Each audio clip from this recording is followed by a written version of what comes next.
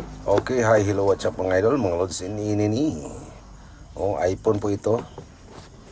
Yung gagamitin po natin na gold detector. Ito po yung ring charger ng iPhone. Ito po yung gagamitin po natin na isang DIY gold locator. Ito mga idol. At pasensya na po kayo, medyo maingay po dito kasi nandito lang po tayo sa may gilid ng kalsada o malapit lang po sa daanan. Ito po, magmamagnet po ito. Lahat po ng ng iPhone na ganito, yung ring charger, ito magmamagnet. Ito po yung gagamitin po natin na gold detector, at gagamit po tayo ng magnetic wire number 21. Ito number 21 po ito mga idol, mga sir. Ito po yung gagamitin po natin na pangdagdag po ng sa gamitin po natin na gagawin po natin na gold locator. Yan lang po natin dito, iikot na po natin. Itong pinag-ikutan po natin, may kapal po ito na for 3.8 mm. Ito. Ganyan lang po ninyo, parang hindi po kayo mahirapan. At sundan nyo lang po yung anong ginagawa po natin. At shoutout nga pala sa mga kaibigan po natin, si Don Tits Bukidnon, matagal-tagal na po. Sky TV. Ayan. Maraming kaibigan po tayo. Ito, sundan nyo lang po yung anong ginagawa po natin. Importante po dito sa mga ginagawa po natin na paniwalaan po natin yung mga ginagawa po natin, mga sir. Actually po dalawa po itong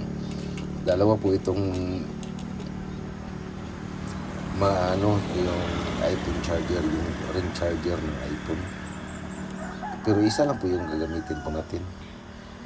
Ito po, ipag-ikot na po nyo dito. Sundan niyo po ng ginagawa po natin, mga sir, mga idol.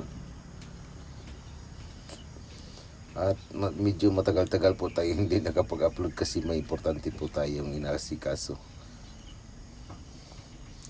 Ito po, yan parang pa-spring lang po ito. Pero itong pinag-ikutan po natin, hindi po ito kasali, hindi po ito kabilang sa po natin gagawin na DIY na gold locator ng iPhone ring charger. Ito mga sir, ulit-ulitin ko po, pasensya na po, medyo maingay po dito kasi nandito po tayo sa may gilid ng kalsada lang po, kasi po may kasama po tayo dito sa may bandang likuran ko po na gustong actual na po niya makita kung paano natin gagawin para masusundan po niya.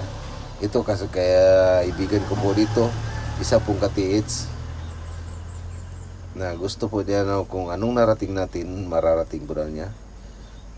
Ito hindi ko ko ito yung mga nalalaman ko kasi success na po ako, mga idol, mga sir. Kontento na po ako sa buhay. Ito binigay ko na kung anong nalalaman ko, ano ang gustong gawin nila na nagawa ko. Abot ko, gusto ko daw nila actual ko, ibibigay ko, hindi ko po itatakaw itong mga nalalaman ko tungkol po dito sa mga gold locator. Kasi ulit-ulitin ko, success na po ako, kontento na po ako sa buhay. Ito mga sir. Ayan, pag ganyan na po nyo, parang paring itong ginagawa po natin sa spring ring. Kailangan po po dito. Ayan, ganito po. Susundan po nyo lang yung gagawin po natin, mga sir, mga idol. Ayan, parang paring. Actually po, mas maganda po itong gagamitin po natin na ng iPhone ring charger, kasi po magnesium na po yan. Magmamagnet po dito. Yan lang po nyo, ipasok nyo yan dito sa dulo. Yan, tingnan nyo, yan. Yung dulo ng magnetic wire, ipasok nyo lang sa dulo ng pinag-spring po natin. ayan. Excuse me po. Ganyan na po ninyo. Ayan, ganyan. Pasok nyo lang din. Patagos nyo sa kabila. Lalabas po yung dulo ng magnetic wire natin dyan sa kabila. At dandahan na po natin gagawin po itong pinagawa. Yan o. Ito. Yan, hilain nyo lang. Then yan po yan o. Magkatakdo lang po yung bawat dulo po niya ng pa-spring po natin. Ayan po. Then pagkatapos kailangan po yung sakto na maano po doon sa may ring ng charger po natin. Ito. Ganyan. Then pagkatapos sa Bisaya pa iinat lang ninyo ng kunti para po yung magsakto po yung makatungtong po yung pa-spring ng magnetic wire natin doon sa may magnesium ng magnetic ng ring charger ng iPhone. Ito napakadali lang po itong gagawin po natin mga idol. Mga sir, mas madali po itong susundan po ninyo. Pero napaka-accurate po ito mga sir kasi po yung kilid ng ring charger may magnesium na po yan. Ayan o, ganyan. Ito magmamagnet po ito. Kailangan po dito nakatungtong po ito ng yung magnetic wire po nito sa bandang gilid yung tinuturo ko kanina. Ito po. Lang po ninyo. Kailangan po dandahan na po pagkagawa po dito. Parang mas maganda po yung resulta ng po niya. Yung paggawa po natin. Ganyan po. Kailangan sakto lang po. Nakatungtong po. Ayan o. Ganyan. Ayan. Ganito lang po. Ganyan. Then pagkatapos lang po kayo ng ng magnetic pasensya na po yung stick glue para po para madikit po natin yung pa-spring po natin na magnetic wire number 21.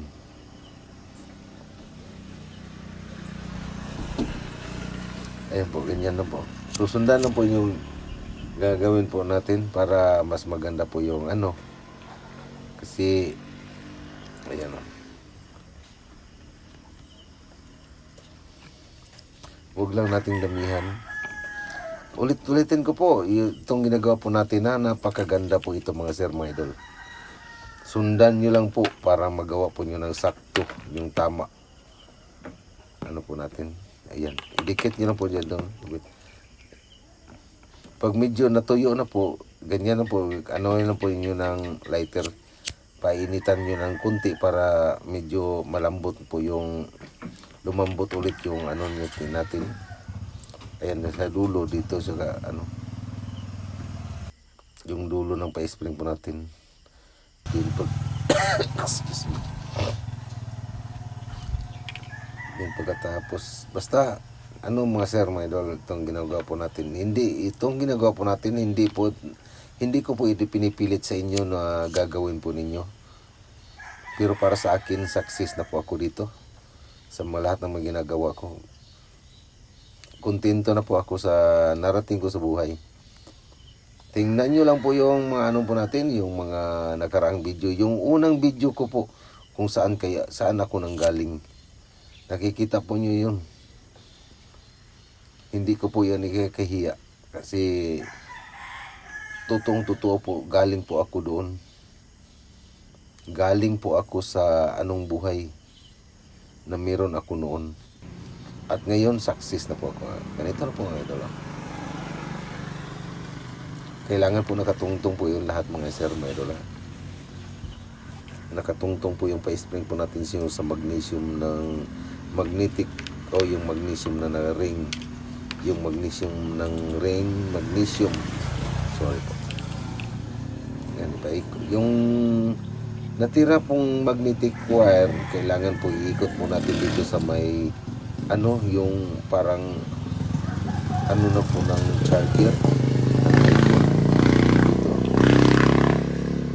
Diyan po ipaikot po natin para actually po hindi ko po kailangan po na kayo na mismo humusga pag gumawa kayo dito, gumawa kayo ng katulad ng ginagawa po natin.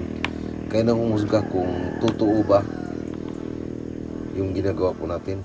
Pero itry nyo, malay nyo.